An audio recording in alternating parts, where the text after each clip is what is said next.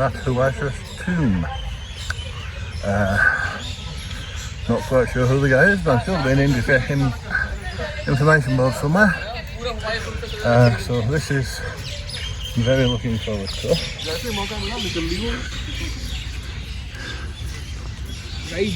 As with everything, beautiful pathways, wonderful grass, totally well looked after. There we are, Humayun's tomb, Isa Khan tomb, Buharima tomb and Buharima gateway. Whatever they mean, but it's gorgeous. So here we are. Look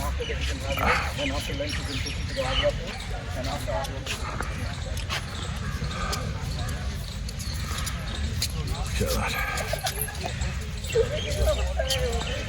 And if that's not enough, you turn to 90 degrees and you got that.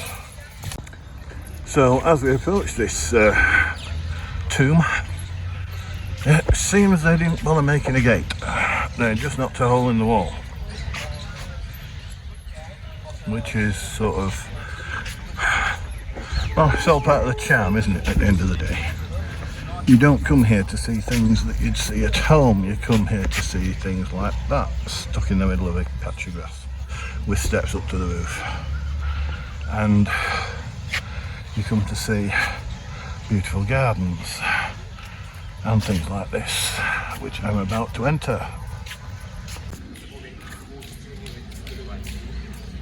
And you see up there, you see the balustrading and the detail in the middle.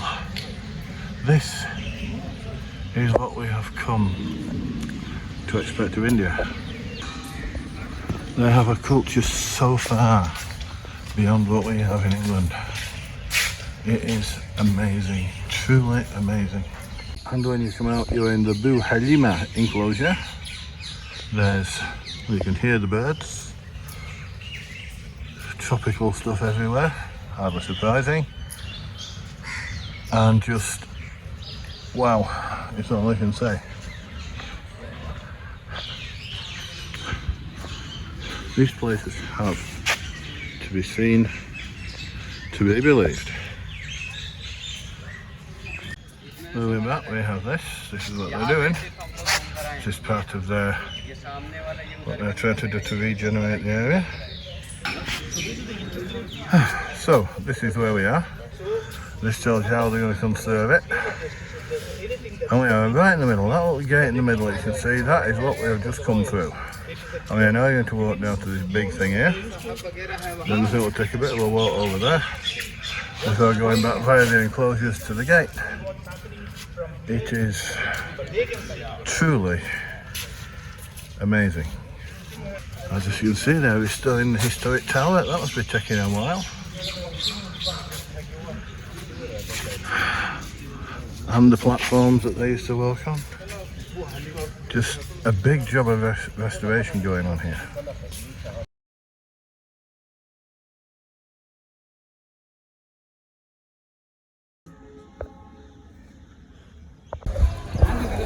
Okay, so here we are at this tomb, and the security gentleman has very kindly told me there are 150 people buried in this mausoleum. I'm not going to count them, it'll take way too long. But this was built in the 13th century. The Taj Mahal, of which this is known as the mini Taj Mahal, was built 200 years later. This was built by one wife for her husband. The Taj Mahal was built by one husband for his wife. I am so looking forward to this. But getting a bit closer now. Be going in the door any minute, but just look at those domes. Unbelievable. Unbelievable. So here we have all the alcoves. All the way along. Wow. Now, this is a bit that I wasn't expecting. These steps, they look a little on the large side. Wow, that's a long way up. I may not make it. I do not believe I just climbed up those, but from the top, wow, there is, I kid you not, there is a terrace and a beautiful view back to everything we've seen. We came in that way, you go down that way. Let's see what's down here. This looks particularly promising. Get my backpack, and we have some tombs, which I will not disrespect by going too close. Yes. Oh my god.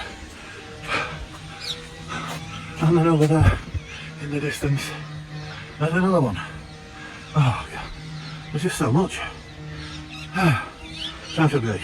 We are halfway along the, I don't know if it's north, south, east or west side. I really don't know, I'm so disorientated here. But this is one of the other sides. Up, around and down and eventually through. I don't know if you can get in this side, but it looks gorgeous. Absolutely amazing. Okay, so we are stood here outside this archway. As you walk up closely, you can see up a step and you get to the actual look inside, and there you have the tombs, and there's people walking about, which means I can probably get in there in a minute or two. But that is what we've come for. Some proper Indian architecture, tombs, history. Off we go. Okay, so we're coming through the door and we're looking around here, and everywhere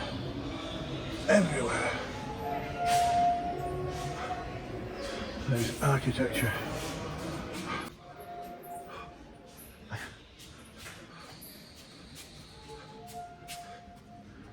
Here we have a couple of tombs in their own room with all the alcoves, just as you would expect.